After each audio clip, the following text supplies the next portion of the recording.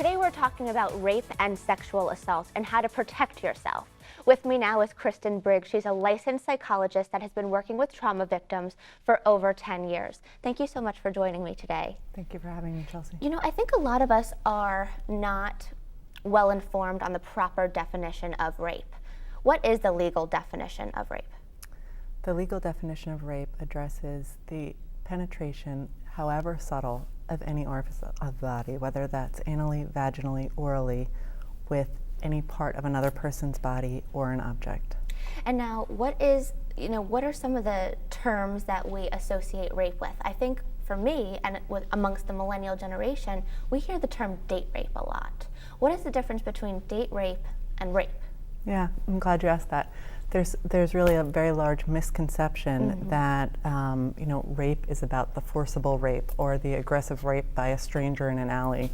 And the reality is that what we know and what our research shows us is that the large majority, anywhere from 85 to 94% of rapes, are occurring with either intimate partners or people that somebody knows, an acquaintance. Well, that's a statistic that really blows my mind, is that a lot of the time sexual assaults are happened and the person knows their attacker. Right. Why is that? Why is it? Well, because rape really isn't about libido or about sex, it's about power and control. And so people are taking something, and very often a rape can take up to 2 hours, and that's not the actual act, the physical act. That's sort of isolating somebody, setting up the stage, the coercion, the intimidation, the humiliation, and then leading up to a position where somebody's in a position of compliance, and then the rape occurs. And sometimes people ask, why didn't you fight? Where's the sign of a struggle?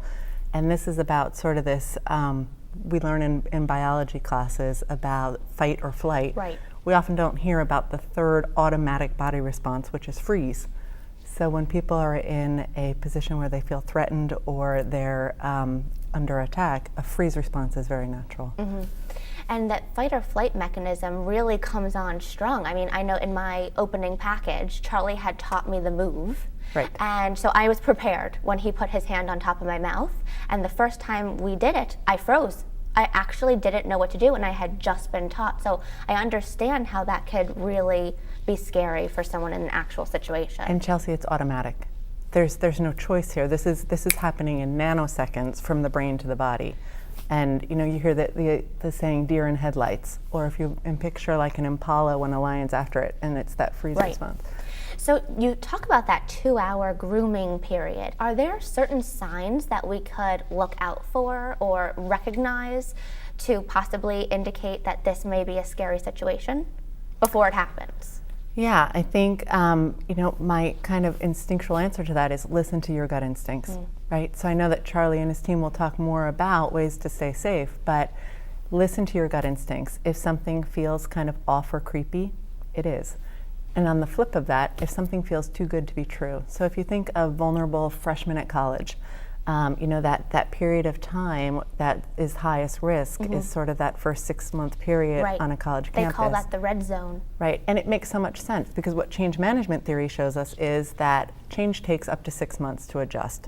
Vulnerable, it's new, and so there's this period of time where if something feels too good, you're getting invited to parties by seniors, they're offering you drinks, listen to your gut instincts about that. Right. And you also provided so many great resources that are on chelseakrost.com, and thank you for doing that. And when we come back, we're going to talk to an incredible 18-year-old woman who was sexually assaulted and is using her story to empower others to speak up.